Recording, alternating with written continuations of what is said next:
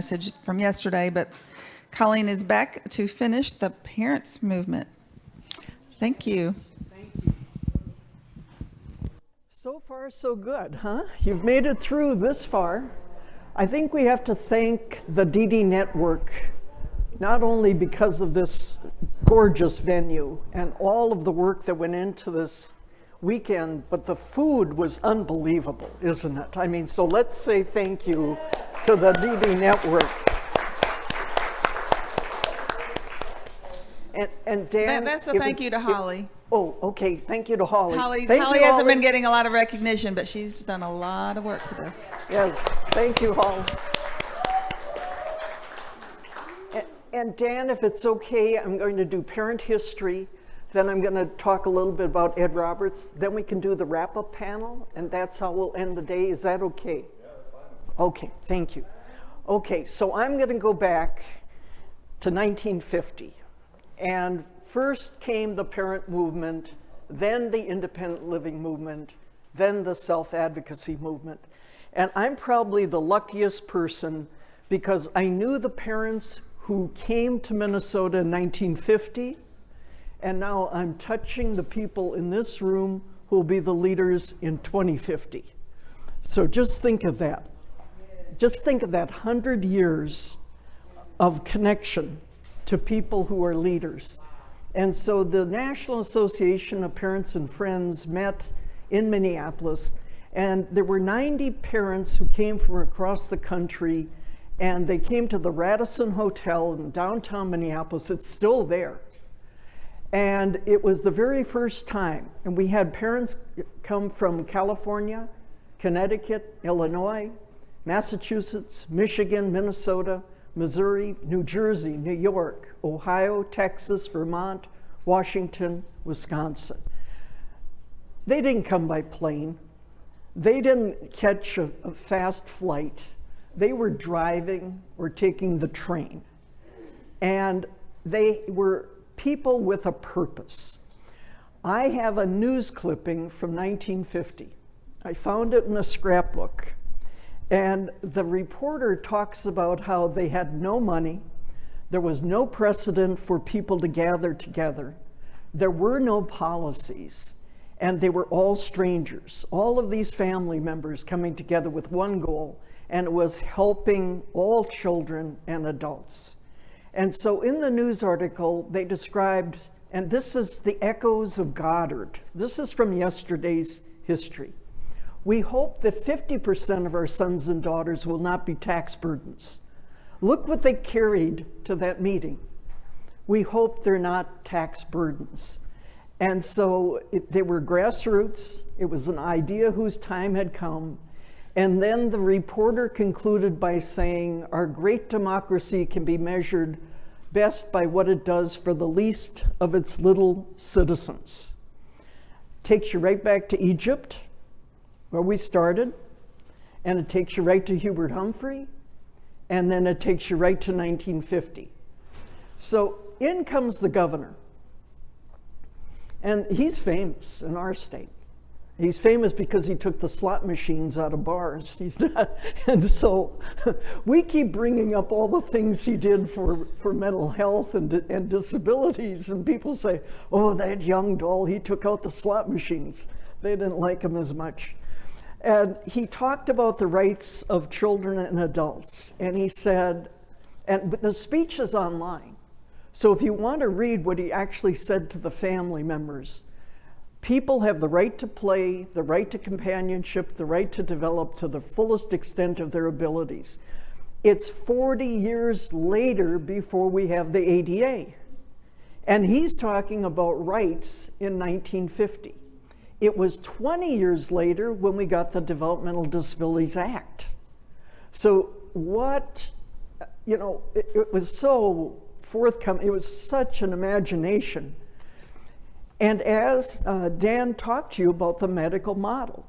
And so what happened in this time period, and I love these stories, World War II veterans came back from the war.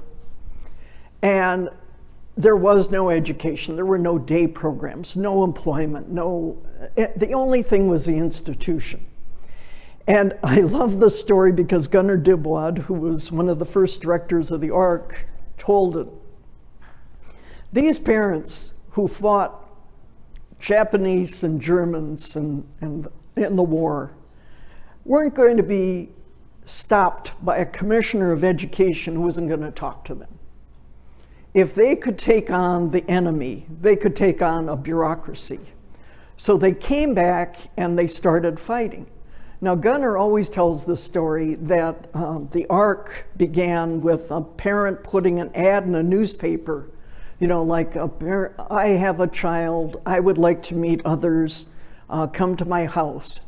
And he said parents would drive up in their cars, stop, and not go in the house. There was shame, it was stigma, it was quite a period of time.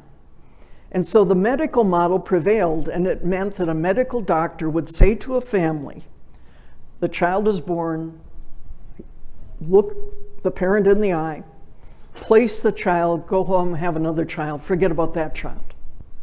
The medical model is all about fixing. You've got the deficiency, just like Dan said. We're going to fix that. And what do they obsess about? The very things you can't do. What's person-centered planning? How do you flip the medical model? When you focus on what they like to do, when you focus on people's strengths, gifts, and capacities. So the medical model also fit in with the ugly laws of the 1900s. And parents were told, if you are going to keep your child with a disability and you're going to go out in public, turn the baby over in the stroller so no one can see the face. That's the ugly laws. They're on the books. You can go look. And so the medical model really did a great deal of damage to our field. The next big development, and of course it's always parents. The parents are bringing the lawsuits. I'm not taking away from independent living, I'll talk about that, or self-advocacy. But where the movement starts is with the families. And one of the most important precedents was Brown versus Board of Education. It's 1954. And Thurgood Marshall was the lead attorney. I met the family that financed Brown versus Board of Education. Thurgood Marshall and others had gone to Princeton and met with this family, asked for money. They received the money, which allowed them to hire the attorneys. And then the US Supreme Court ruled that separate facilities are inherently unequal and state-supported segregation is illegal. I bring this up all the time because state funding keeps going to segregated settings. And so I'm going to come back to Brown versus Board of Education when we get to the 70s. So here's how a family can affect policy.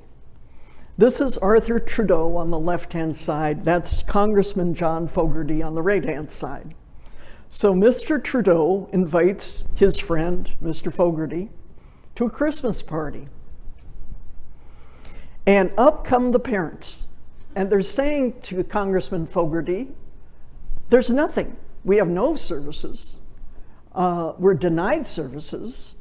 And we have isolation and segregation.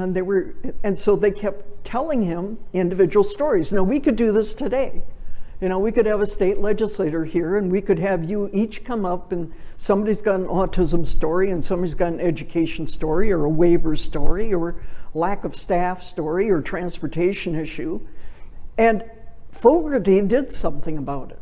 So you can go look up John Fogarty. Every time there was a hearing, he would say to members of the bureaucracy, so what are you doing about people with disabilities? He used the old R word. And of course they would be, they were caught completely off guard. They didn't have any answers. They didn't have any numbers. And he said he was going to change that. And so we'll get to that story. So it's 1956, 1957. I'm just going to talk about Minnesota. I can talk about Alabama, but it's always best to stick with what you know. And we had 16 town meetings.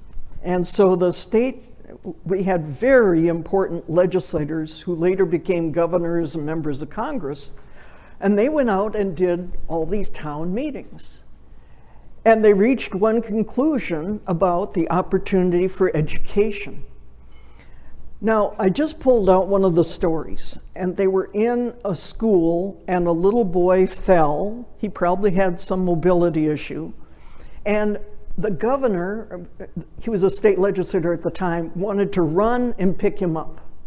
And the teacher said, stop. He has to get up by himself. He's never forgotten that story. You know, independence, we want people to learn and so forth. And so we had invited him to our council meeting. And we said, why did you stop special education at IQs of 50 and above? And he said, because we didn't know any better. And we said, well, what happened was the teacher said, well, you had to have an IQ of 50 and above because then you could learn to read, and then you have to be able to walk and talk and be toilet trained. And so he told the story. He was a missionary too, and he went to Russia. On the way back, he stopped in Scandinavia. He saw that in Sweden, everybody was educated. And he told our council, God hit me on the side of my head, and all means all. So he goes to Congress. He becomes the minority lead sponsor of the Education for All Handicapped Children. That's what it was called. All means all. And he writes about it in his book. So President Kennedy appoints a panel. It's because of Rosemary, his sister. And Eunice Kennedy Shriver goes to President Kennedy and says, Jack, you got to do something. Well, the easiest thing for a president is to appoint a blue ribbon panel. Sorry, but that's, getting legislation passed is one thing. Picking a committee is another. So he picks all the people and their doctors, of course. And Dr. Mayo, Leonard Mayo, was the chair of it. And there was one parent, I think. Her name was Elizabeth Boggs, and I'm going to talk a lot about her. And at that time, when they reached their conclusions, I think they had 90 recommendations, and they were all medically oriented. So there are two important characters in Europe. Bengt Nirja from Sweden, and Erik Niels Bank Mikkelsen in Denmark. Bank Mikkelsen was in the underground during World War II. And so when he was released from a work camp or whatever, he goes back to Denmark, he gets a law passed. It's the first time the normalization principle is put into a national statute. Bengt Nirja worked in the displaced persons camp after the Hungarian Revolution. He goes back to Sweden. He knows Bank Mikkelsen. He puts the normalization principle into Swedish law. So President Kennedy hears about Scandinavia, and he sends his experts over there. And they went to visit a residential setting, and you saw the institutions of yesterday, those photos. And they looked and they saw that the windows were open, and they turned to Bank Mikkelsen and said, aren't you afraid the residents are going to leave by window? And he says, no, our residents prefer the front door. And see, our experts were thinking control compliance. Control compliance. Lock the doors, lock the windows, lock the people, put straitjackets on people. And so I was lucky to know Bengt Nirja. We have one of his lectures on our website, and the problem is if you don't understand Swedish, if you don't understand the Swedish accent, you're going to have trouble understanding Bengt. We have Rose Kennedy on our website. She did a public service announcement. And we have footage of President Kennedy at an international awards ceremony when he honors some of the great scientists of the time. And so the Kennedy administration, of course, led to so many reforms. And here's where Ed Roberts comes in. And Ed carried that sort of news headline that you did about the clubhouse for the handicapped. His read, "Helpless cripple admitted to UC Berkeley." And he always had it over his desk. He never forgot about it. And I'm coming back to Ed a little later. So in 1963, out of that president's panel comes money for buildings, mental health centers, and university centers of excellence. They were called something else in that time period. And it was in our state, we submitted, I think, what was it, 6 pounds of paper in order to get $2 million. It was really out of proportion. And then we built a couple centers at that point. Well, it was the mothers and dads who rejected the medical model. They found basements or churches. They found volunteers, and they built day programs first. And it was always on a shoestring. Rehab Act was up for reauthorization, and of course rehab is now over 100 years old because it started for World War I veterans coming back. And as was mentioned, we had Medicaid and Medicare passed, and of course in the beginning it just meant health care. Now it's a multi-billion-dollar program for long-term services and supports. And you can see the key players at that time period, and that's our vice president, Hubert Humphrey. Because of families and because of John Fogerty, the Bureau of the Education for the Handicapped was established. That came out of a Christmas party, BEH. It was the first time we had anybody paying attention to education of children with disabilities. And then the ARC published this book about the 6-hour child. And so during the day, the child is regarded as having a disability because they're only looking at IQ. That takes us back to 1900. And they said, why aren't we thinking about children's the rest of the day, 18 other hours? This is part of the war on poverty. And then all these lawsuits, and it's always the families who bring the lawsuits. And it was all about standardized testing and how segregation tends to retard environment, and how California has to use your primary language. Phil Roos was the first director of the ARC when it moved from New York City to Arlington, Texas.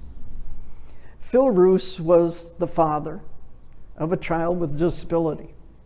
He wrote an important treatise about the developmental model. And this was the breakthrough concept.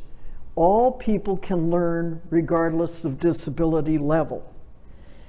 Now what happened though, and I'm sure he didn't foresee this, is that developmental meant you were going nowhere. Somehow the field, the professionals, believed that everybody had to do circle, square, triangle puzzles, and they had to keep doing them. Or they had to learn how to string beads, or they had to practice on the stairway to nowhere.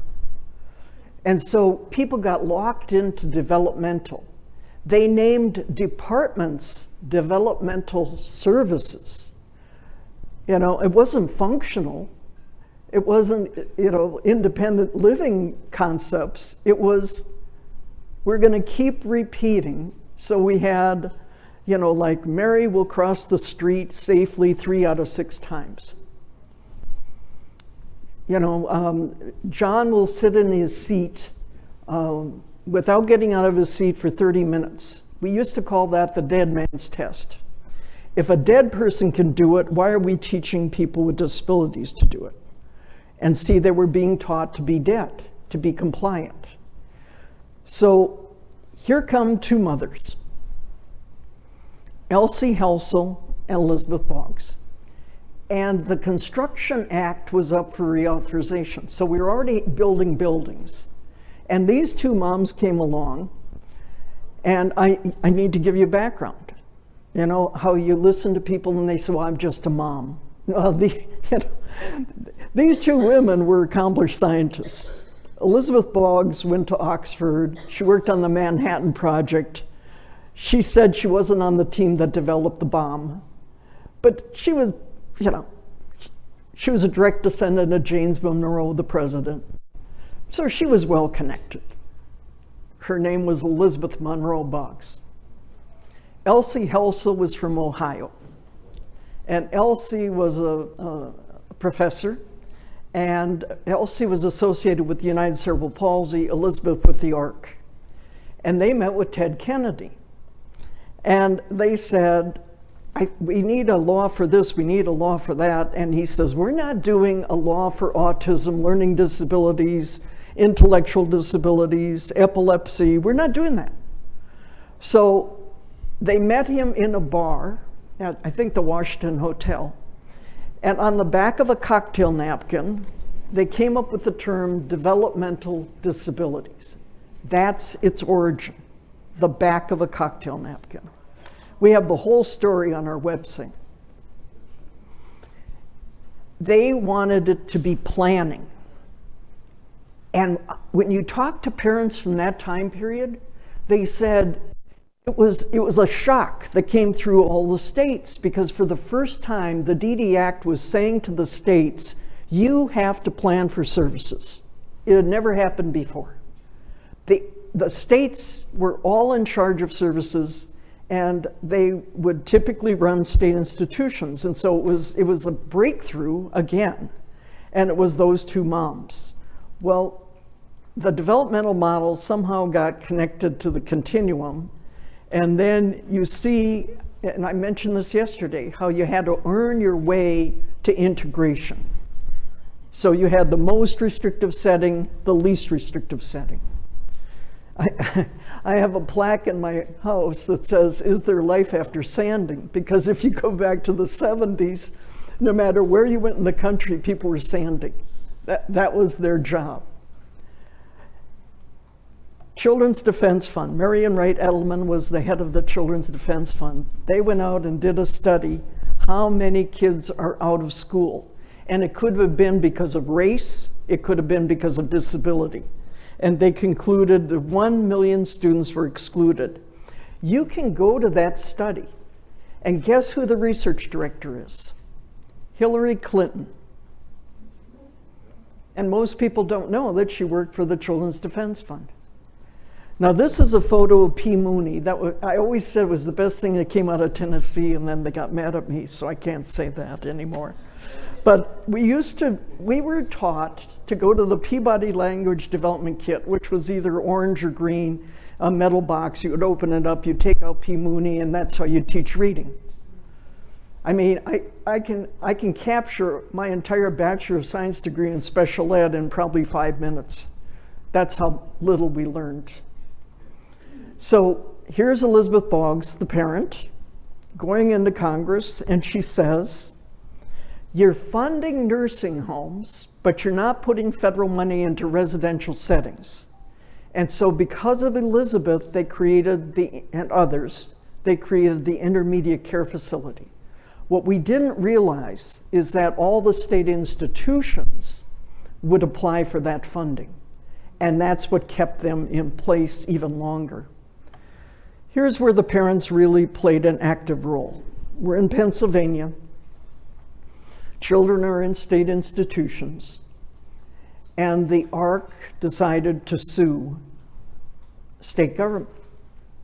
Now here's the backstory. This is Gunnar Dibwad, and Gunnar came to Partners in Policymaking every year from 1987 until his death in 2001. And next to him is Tom Gilhool. They're at an ARC meeting. So let's just assume this is the ARC of Pennsylvania and you're the board of directors. And you're telling these two men, we don't want to sue the state. We get along with the commissioner or the secretary of education. We're friends. So what did Gunnar do? He brings out photos, and in those days it would have been slides or an overhead, remember the old days, and he would have shown autopsy photos of a little boy who died in an institution, and they never told the family. The mother comes to visit her son, and they say, oh, well, he's at the morgue. And so he said, that little boy should have never died. That little boy should have been in school. That's when the board, all of you, vote that it's more important that the little boy have an education than getting along with the commissioner of education. And so Tom Gilhool was asked, will you take the lawsuit? And he was going to go to state court, and then he decided to go to federal court. What did he base the lawsuit on? Brown versus Board of Education. And after this lawsuit was settled, then came the Education Act, because the other states were going to start suing as well. So Congress acted. Here's Alabama. Your state played a critical role. And you probably all know about Ricky Wyatt, so I won't spend time about the right to treatment. I want you to know that on our website, we have an interview with Judge Frank Johnson. He was interviewed by Bill Moyer for public broadcasting.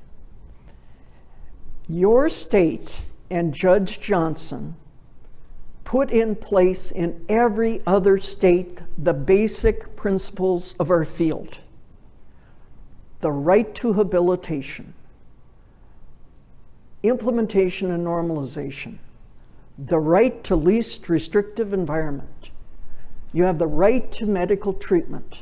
You have the right to education, the right to discharge plans and individual habilitation plans. And I asked Gunnar, how did Judge Johnson come up with all of these basic principles? And he said he had consultants.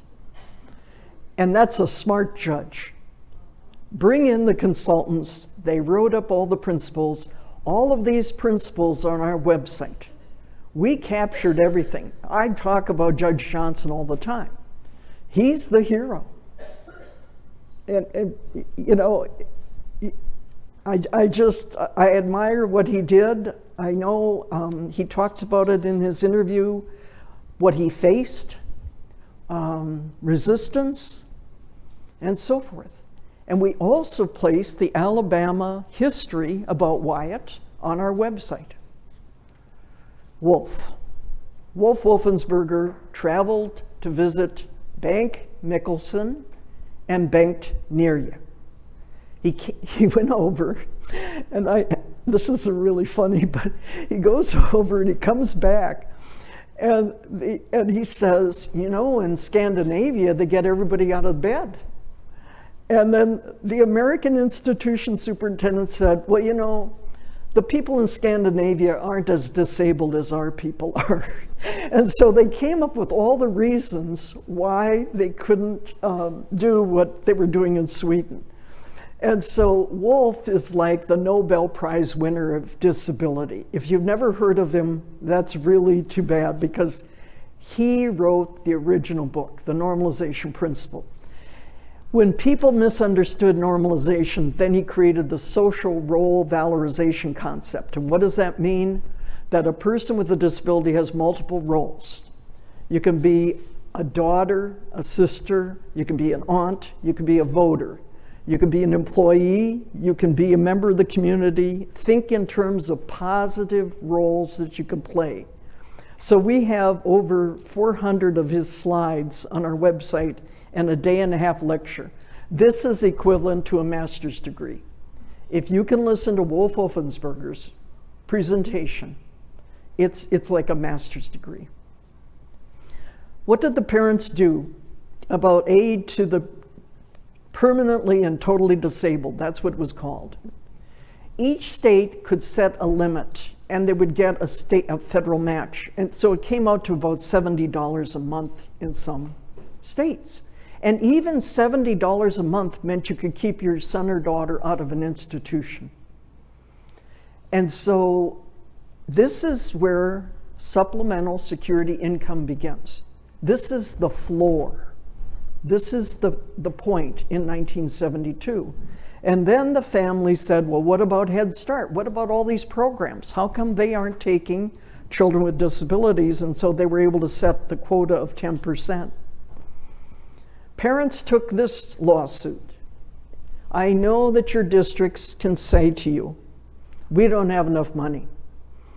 If we provide special education, then we can't have a football team, or we can't have band, or we'll have to cut extracurricular activities. So in Washington, D.C., they took the fight up to the courts, and the courts agreed that whatever money you have to reallocate. This is 1972. We're still fighting this issue in 2021. We don't have enough money. Why don't your kids just stay home? You know, yeah, and especially with COVID. Oh, well, there's no time or money for your kids. So Gunnar Dibwad testified in federal court. The DC Board of Education had said, why don't we just limit special education to 2 hours a week? And he said, 2 hours a week is like feeding a child 2 meals a week. I love this guy. I mean, Gunnar really was able to get to the point. So this is the Rehab Act. We've already covered that. And then Section 504 and the demonstrations. I want to just tell you that on our website, we have a British Broadcasting Corporation video from that time period, and it's called We Won't Go Away. We Won't Go Away. And Jeff Moyer is a friend of mine, and he did all the music at the demonstrations. Richard Welsh is a parent in our state. In the old days, if you wanted to see your son or daughter at the institution, they'd tell you, come on a Sunday afternoon between the hours of 1 and 3, we'll bring your son or daughter to you in a visiting room. He went to an institution and he got through the locked door, and he found his daughter. She was naked, overdrugged, restrained, 4-point restraint. So he sued. That was a Sunday. On Monday morning, he was at Legal Aid Society, and he called it a hellhole. We have exhibit photos on our website from 1973. It was a hellhole. And thank God for a federal judge who said everyone, no matter the degree of disability, is capable of learning if given proper treatment. Now, we've already talked about Willowbrook, and the parents did finally sue. The reason I'm bringing up this image is because the staff hit this little girl with key.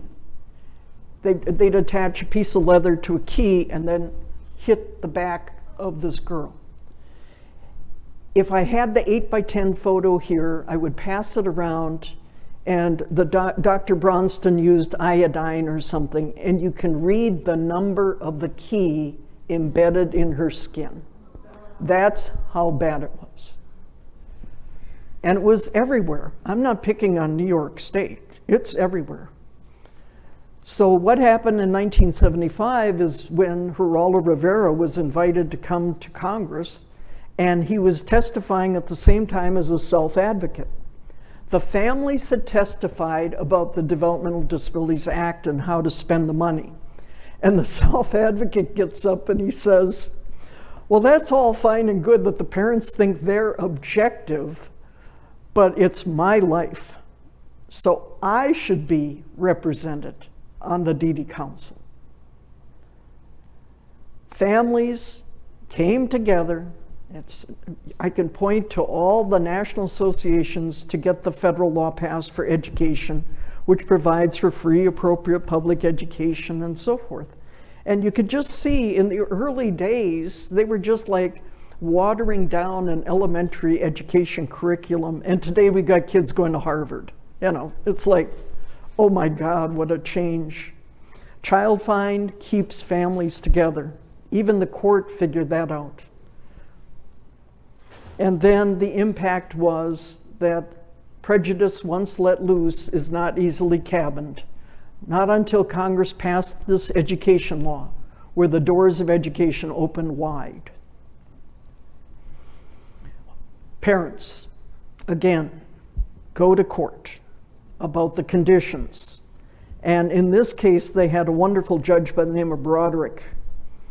And this is my favorite story. It may not be perfect, or it's a good sidebar story. It's 9 o'clock at night. Judge Broderick is in the telephone book, so he would pick up the phone. And on the other end was an unsteady, quiet voice, halting. Is this Judge Broderick? Yes. Well, I want you to know that you closed Pennhurst. I'm out, and this is the first time I've ever used a telephone, and I thought I'd call you to thank you for letting me out. And it was a man with a developmental disability. We've had families, especially, I have some of my best friends are families who have sons and daughters with profound disabilities. And of course, they had to come together and organize because they're often forgotten. And this is where we move from the developmental model to the functional model. Functional means it's actually worthwhile. You know, it's something that you pay somebody to do. And I'll never forget Lou Brown, who passed away this past year, said that this farm family challenged him. They said, after all this special ed, then what? What is my son going to do? So the university types came up with this terminology, the criterion of ultimate functioning, which really means, what are you going to do as an adult? So should education be pointing you toward what you're going to do as an adult? We had way too many people just place people and pray everything would go well. And so the curriculum changed and work incentives got introduced, and then we were back in court. It's 1980, and I'm an expert witness. I go visit the institution. The name doesn't mean anything to you. And in the entryway are all these certificates, accreditation council and licensing and all of this. And I look down the hallway and there are naked people in fetal positions. Okay, so here you have certifications and here you have reality. The attorney said, let's have coffee with the superintendent. I said, that's okay, because I already knew my way around this place. So I took off down the hall. I went to the back ward. The back ward means the worst of the worst. And there's Bruce. Bruce had bitten an ear. And so they give you a choice. We either pull your teeth or you wear a hockey helmet. So he wore a hockey helmet 24 hours a day. In the photograph, you probably can't see it, but he's wearing a clothespin necklace. If you misbehave, Bruce, we'll take away a clothespin. There's no one in this room who would wear a clothespin necklace. I can assure you, you'd all be behavior problems. So we'd be taking away the clothespins. He had so much medication, a medical doctor testified that they were burning a hole in his brain. And then he was in restraints, leather restraints at his wrists and at his ankles. And so it was like isometric exercises. He was just getting bigger. He was just getting more and more. And then he lived in that restraint chair. And I have to point out, they nailed it to a piece of plywood because then you can't tip it over. If you just have a chair, you can tip over. If you nail it to a piece of plywood, the physics, it just doesn't work. So here's Bruce, and I'm asked to testify in court about his program plan, which was non-existent. And I testified about this photograph, even though I wasn't present when it was taken. What happened was he had done something good, and the staff gave him a raisin. So he's using his left hand and he's dropping the raisin down his eye hole to catch it with his tongue. Now, I do have some good news. When we receive federal funds for supported employment, we pick the top 10 people who had the worst chance of being employed. Bruce was one of them, and we got him a job. So, because if Bruce can work, anybody can work. We had to get those restraints off of him. We had to get him out of that hockey helmet. We had to get him out of that institution. This is the waiver. Now, you probably are sitting there thinking, she's talked for how many hours, and she just got to the waiver. That's how recent it is. It was 1981, and this is the exact legislation that was passed, which now accounts for billions of dollars. Another lawsuit, another family, and then this is the famous Iowa family. This is Katie Beckett. And Katie was hospitalized. And it made no sense because she could be home with the family. But Medicaid paid if you were in a hospital. So Julie, the mother, writes a letter to President Reagan. Vice President George Herbert Walker Bush is in Iowa with the congressman. They're flying back to DC. She gets the letter to the congressman. They read the letter, they bring it into Reagan. Reagan picks up the phone and calls, it used to be called the Healthcare Financing Administration, HCFA. Now you know it as CMS. And he asks the question, why is this little girl in a hospital and not in the parent's home? Well, that's Medicaid. Medicaid pays if you're hospitalized, but Medicaid won't pay if you're in a home. And he says, fix it. And that's how we ended up with the ability, it was passed in the Tax Equity Fiscal Responsibility Act, that's TEFRA. It was passed so that parents' income could be deemed and then the individual could receive Medicaid. It was a parent. Madeline Will. She was George Will's first wife. She's a mother. Jonathan is the son. Jonathan lives in Maryland. I know the provider. And when Madeline Will was appointed to be the assistant secretary, she decided to do two things: transition and supported employment. She introduced these concepts into law. Now, she also introduced ABLE when she was outside of government. And the idea was that Jonathan had fallen off the cliff. He attended public school and then there was nothing. And then in terms of supported employment, she was the reason we were able to get federal funds out to the states. This is the Ohio lawsuit about Neil Ronker, 9 years old. And the mom wanted her son to be fully included. And yet the level of integration never changes. You can look at the US Congress report from the Department of Education and you can track states and nothing changes. There's been no great movement in terms of levels of segregation. Here's Madeline again. She's talking about regular education and so forth. We go through the concepts of integration. We have families lobbying for Part H, early childhood. We get the order of selection in rehab.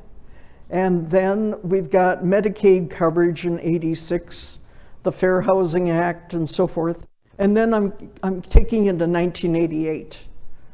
And in 1985, I was invited to the governor's office and the governor had to do a speech, big statewide conference. And they said, what should he announce? The easiest thing to announce is a blue ribbon panel, right? Basics. So I said, he can do a panel on assistive technology. And we had done already the research papers.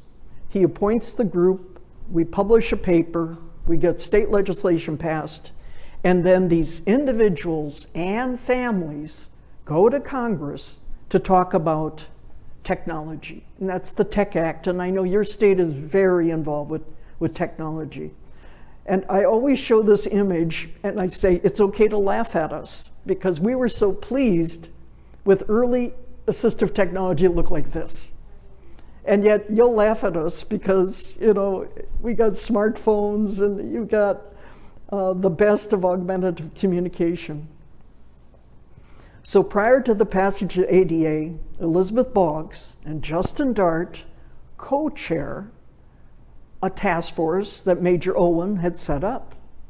There was only one self-advocate on the group. Self-advocate in this case meaning a person with a developmental disability. So Justin went out and did that tour of all the states collecting stories. We've got the photographs on our website of the boxes of stories of discrimination delivered to Congress. Just boxes of them. And we've got all sorts of individual stories, people dying because there were no accessible paths at the University of Virginia. And so we've already covered the ADA. I don't need to go through that. And then we're back in Congress for the Education Act and the Civil Rights Act. And then, this is the fun part, the federal government declared that people could live in their own homes. Now, I laugh whenever I see this.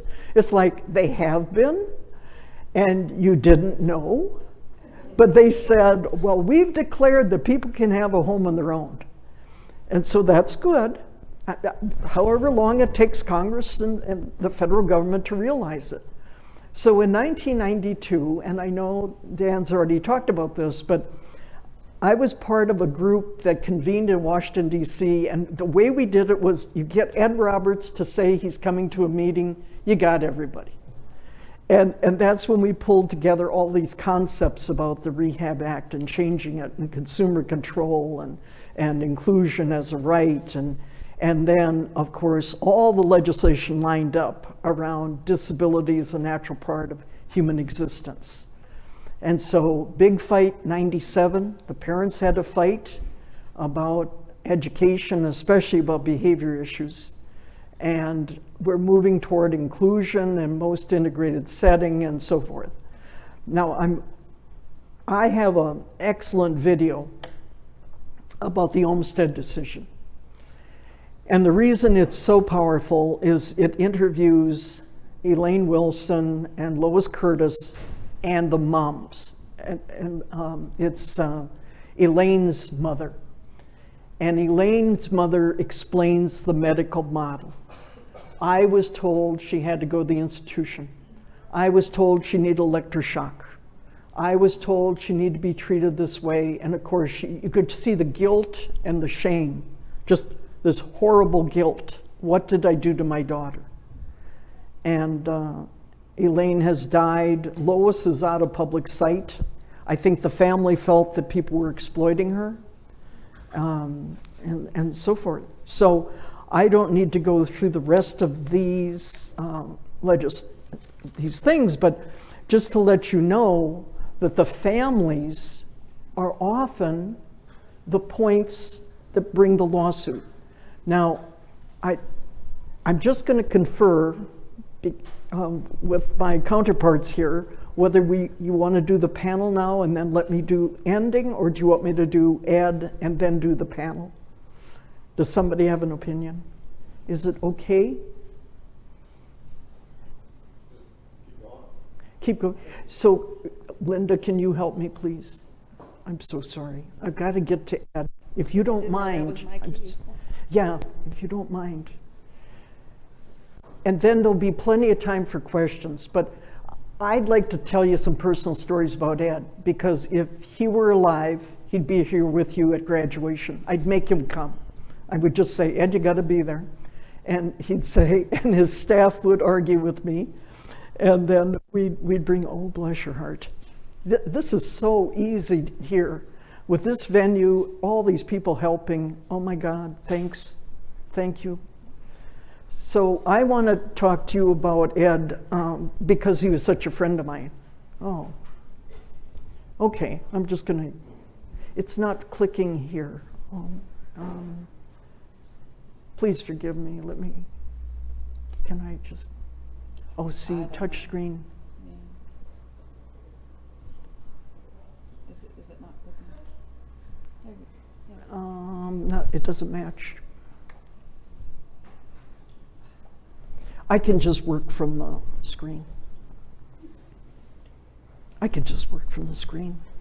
So Ed was a dear friend, and everybody says they were his dear friend. I can prove it. Because he was friend to everybody. And so he was born on National Pie Day, P-I-E, and he died on National Pie Day, P-I. And so whenever birthday, we call up each other and say, are you eating pie today? Because he would love pie as well. And he grew up in just south of San Francisco, and he has one brother still alive, and his mother is still alive. She's over 100 years old now. And his dad worked for the railroad. Oh, now I don't, okay. Okay. I'm so sorry, Linda. Now, how do I advance? So this changes and that doesn't. Ed died in 1995. And so, yeah, I'll just step out here. His son is Lee Roberts. And Lee, when I go to visit California, I always go see Lee. And Ed died in March, and then Lee's mom died, I think, within a year later. So he was an orphan at age 15 or 16. And whenever I see Lee, and it's okay to laugh, he'll say, I need new shoes. and then we go buy clothes for him. And so his dad was inducted into the Fame. And, oh, thank you. And it was like Pretty Woman. It was like taking Lee, and he was Julia Roberts. So new hair, eyebrows, complete wardrobe, new overcoat, every type of shoe. And I was with Dr. Bronston, and I said, we're gonna go shopping. And Bronston pulls Lee aside and says, she doesn't know anything about shopping. She doesn't know anything about men's clothes. Yes, but I know how to pick out the right person at Macy's who does look like they've got it together. And I've got the credit card, not you, Bronston, so thank you. Thank you for helping me. And so the reason I wanted to talk about Ed is that we have documentaries on our website. And so we've got an interview with Harry Reasoner from 60 Minutes from the early 80s. Out-of-date language, excellent documentary. He was featured in a PBS series about people in motion. We have video of Ed and karate. Okay, now how do you do karate when you're paralyzed from the neck down? Well, you lift up your leg rest and you knock people in their knees.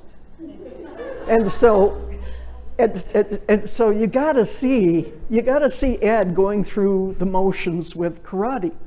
And then we've got all these paintings from his friend, Patrick Conley, and we've got his speeches online. And when I went to the Ed Roberts campus, Ed was missing. You know, they had like one little section devoted to Ed. They got $35 million because they built this campus on top of the BART station. So the Department of Transportation was a primary funder of Ed's campus. But I came back from that first visit and I said, we're gonna build this site for Ed. So we've grabbed everything we can find about Ed Roberts. here he is on the left-hand side, and then here he is with his mom. This was the only photo. Lee had never seen a photo of his grandfather. And so we were able to get family photos. Ed thought he was going to be a baseball player. He was convinced he was going to be a baseball player. And Lee looks identical to Ed. And he contracted polio at age 14. He only had use of 2 fingers. You got to see that in the videos. And then the doctor told the mother, he's better off dead. And Ed decided to commit suicide while he was in the hospital. So he says it's pretty hard to commit suicide when you're in a hospital, because they're supposed to take care of you and keep you alive. But he decided to stop eating, and he went down to about 80 pounds. And then he decided to take control of his life. And so in the beginning, when he went back to his home, he attended school by telephone. And then finally they decided, Ed, you have to go to school.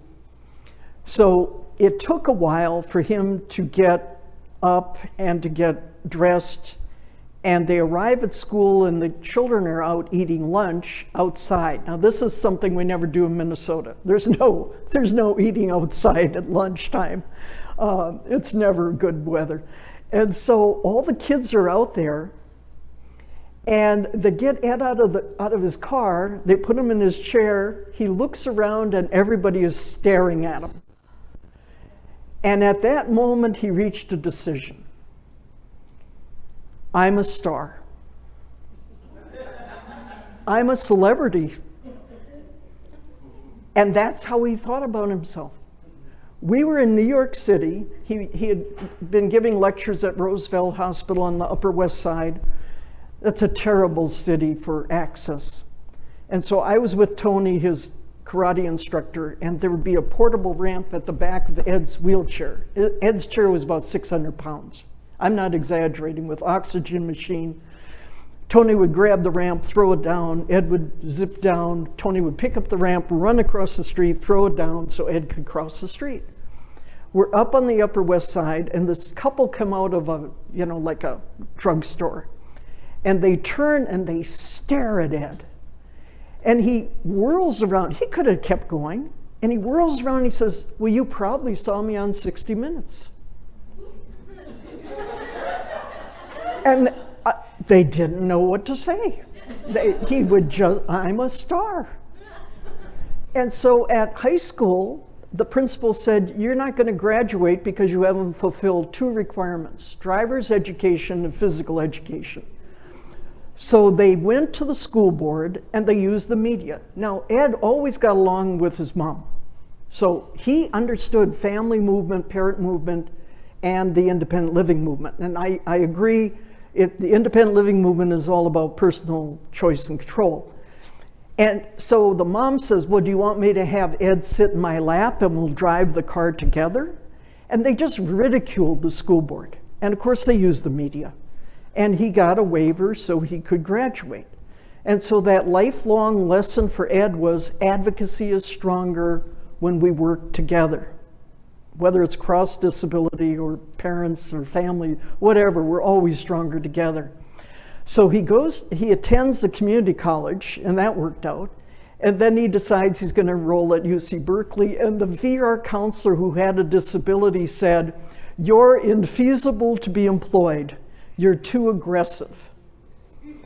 And he said, I have to be aggressive or I won't be alive. So that's the helpless. So he gets into Berkeley, and the dean of the college said, we tried cripples before and it didn't work out. And then he said, Ed, you'll get your degree and you'll live in a nursing home. And he said, no, that's not the plan. So here he is studying, and he called his iron lung a womb with a view. And that's Dr. Bronston with him. The 2 of them were always together. And as it's already been mentioned, the rolling quads and living in the hospital.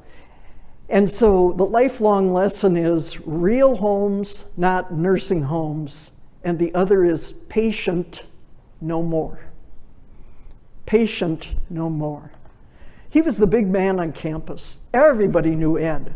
we would be out there, and I'd be, walking with Ed, and the people would go, "Hi, Mr. Rogers," and I'd be going, "Oh no," they didn't know. No, this is Mr. Roberts. This isn't Mr. Rogers. And so he went to all the protests on campus, Vietnam War protests, women's movement, civil rights movement, and he said, "They can arrest me, but they can't take me to jail because there's nothing that's accessible. The bus, the paddy wagon isn't accessible, the jail isn't accessible," and so he was right down in the front. And one of his mentors, and this is important for people to know, was Jacobus Tenbrook, who founded the National Federation of the Blind. And he's written some of the best law school journal articles about integration. In his iron lung, and I was at his house enough, he would be here, the TV would be here, and then the couch would be over there near the front door, or near the door, and they would come and they'd sit and they'd tell Ed all his problems. And he told me he couldn't get away, he's in his iron lung. And this led to a fundamental concept of independent living. It's called peer-to-peer, because he was there helping other people. And he built it right into the first Center for Independent Living. And so he got his bachelor's degree, his master's degree, and his PhD studies, all but dissertation. And then that's when, as we already heard about the physical disability program. Now, he was being pushed around the campus. And at this point, he was doing frog breathing. So you breathe in, it kind of gulps, and then you breathe out. Before he had to have the oxygen machine. And so he fell in love, and he didn't want the personal attendant with him. So in these videos that you're going to watch, they talk about rigging up the switch so he can pull it back with his thumb. And then he said, and we rode off into the sunset or to the closest motel. And there he is, he's falling in love and so forth. And then around the campus, if he saw an individual who arrived, who's using a chair or might have a disability, he'd come up to them and he'd say, "Are you new in town?" And they're looking around, and he says, "Well, you got to come to a meeting," because he was organizing all the time. And one of the speakers at his memorial service was Doug Martin, who ended up being vice president at UCLA. And he said, that's what Ed did to him. He just wanted to go to Berkeley, go to class, not Ed. Ed was not allowing that. And so this is Jonathan Gold, and he was with Ed when he died. So the first center was in a garage because it was the only fully accessible place. And now they've turned it into a drugstore, I think. And it was run by people with disabilities and so forth. And then the Berkeley riots happened. And they were going to build a People's Park because someone was killed. And after the riots, they were proposing all of this renovation. And then individuals would have to zip around. They'd have to go down the street, go up someone's driveway, go down the sidewalk, go out to the street, and so forth. And so another act of civil disobedience wasn't just the sledgehammer story. It was ordering a truckload of concrete. And so at 4 a.m, they put out form boards where they wanted little ramps. And then they had the concrete poured, and they had gone to city council. And the city council said, well, we don't see a need for this. And once those little ramps were built, then people would be out zipping on them, and strollers and people using walkers. And so this is Telegraph Avenue, and you're absolutely right, that's where the ramps started. So people would come to Ed and they'd say, we've got a brand new idea. We want to combine a nursing home with a sheltered workshop in one building. And they would call it independent living. And he says, well, we do things differently here. First of all, he was not a nursing home guy, and he wasn't a sheltered workshop guy. And so Jerry Brown was out campaigning, and I think you know this from just being around political campaigns, they always put people with disabilities in the front. You know, so the candidate comes down and they shake hands, and everybody got behind Ed. And they said to Jerry Brown the first time he won governorship, pick Ed Roberts for VR director. And that's how Jerry Brown didn't know Ed Roberts. It's because everybody got behind somebody. We have so much division today, we don't, coalesce. So he gets to work in Sacramento, and he comes into the elevator, and there are people talking about him all around him. Well, did you hear who's coming to the office today? And they're denigrating him. They're making fun of him. And so he got in trouble with Washington, D.C., because he was funding independent living centers before the federal government. And the federal government told him, you can't do that, so Ed changed the law. That's what you do. And Ed said that he would go out and he'd leave the building. His hand would flip over, so he had no control over this hand. His hand would flip over, and people would put dollar bills. And he's coming back, he's the head of the largest department of rehabilitation in the world. And people are giving me dollar bills. He used to have a lap tray, and he'd have a coffee cup with a straw, and then people kept dropping coins into his coffee. So he had to stop using his lap tray. Here he is at his wedding in the backyard, and here he is with international visitors. And when we interviewed Dr. Bronston about Ed, he just said there was nobody like him and there never will be anyone like him.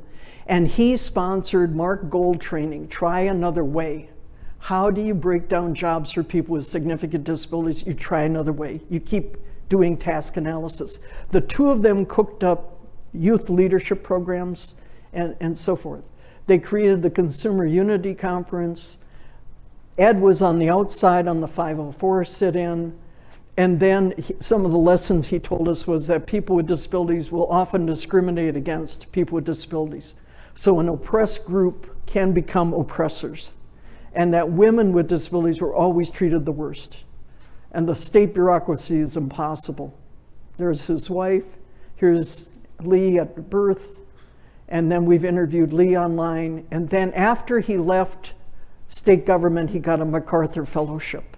So he was regarded as a genius. And that's when he started the World Institute on Disability, which is where the Ed Roberts campus is located. Now, he was working on big issues. He went to President Clinton, he says, you can create 1 million jobs overnight. Create a national personal assistance program with national standards and national money.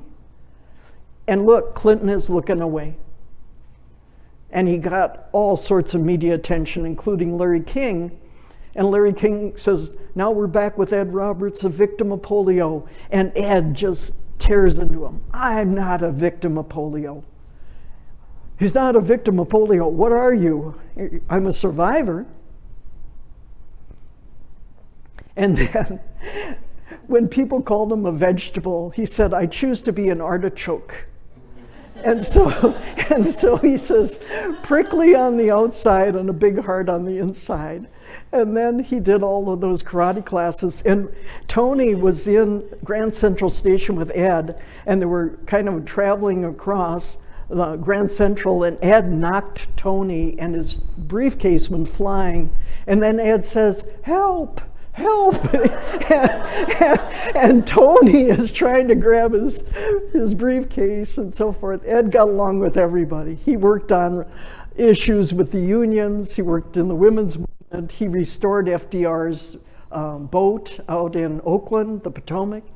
And then he used to call people, hey, Paboo. And this is terrible. We would just throw out things to each other.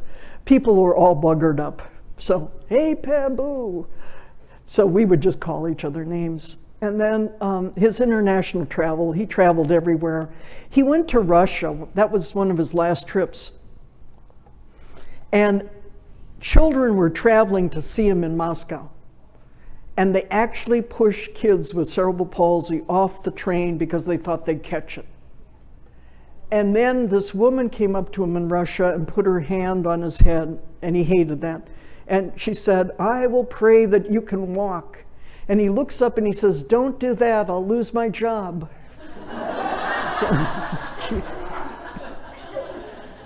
So if he were here, he would be spinning around up here. The first thing he'd tell you is thank you to the personal assistants who are my arms and my legs. He'd always praise them first. They understood independent living for Ed meant he's in control. You're not going to come in and just wash me up and dress me. I'm going to tell you, wash my left hand first, turn over my left hand. He directed everything. That was Ed. And he was snubbed by a lot of groups. And he had had a stroke right before his death. I interviewed Jonathan, and he said, "I thought he was playing dead. I thought he was playing a joke on me." So Jonathan called 911. They were there. And then they grabbed him to take him out of the iron lung. And Jonathan's arguing, "Don't do that, you're going to break his arms and his legs," not realizing he had already passed away. And so the memorial service was held, and they delivered his wheelchair to the Smithsonian. The best testimonial came from this young lady who said in order to get culture, her parents made her watch 60 Minutes at least once a week. And she got introduced to Ed, and she was scared to death to see him. She came into his room, and he said, "Where are you going to school?" And she says, "Well, vocational rehabilitation told me I have to go to a community college." He said, "You're not going to community college, you're going to Berkeley." And she says, "Oh, I don't think that'll work." And he says, "You don't know who I am." And he got her into Berkeley. He got her a job at World Institute. He watched over her. She was not scheduled to speak. She was the best speaker. And then Catherine died and so forth. He came to Partners in Policymaking the very first weekend.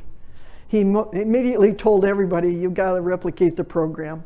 He told everybody, "Be political or die." One mom said to him, "Ed, I haven't been away from my son in 7 years straight." He says, "Oh, you're one of those controlling moms, huh?" He says, "Did you ever think that your son needed a break from you?" And then another mom said, "Ed, the doctor said my child can't have a power chair. She's too dumb to have a power chair." He says, "Get a new doctor." And so he was able to do stuff that none of us could say or do. And he looked every person in the eye and said, "I expect great things from you." He was honored by the legislature. He was inducted into the Hall of Fame, and the U.S. House of Representatives declared Ed Roberts Day on January 23rd. So I just wanted to share that. I don't think you mind, Dan, at all, because this is like the heart, this is my heart. We often ask individuals who's the best faculty member at Partners, and they'll say Ed Roberts, hands down. And he's been, he died in 2015. No, 1995, I'm sorry. He died so long ago that he would be laughing that he was the best faculty member and didn't have to travel. He was the best teacher ever. So I wanted you to have at least something positive from me rather than all that negative history. Okay, now we can do a panel.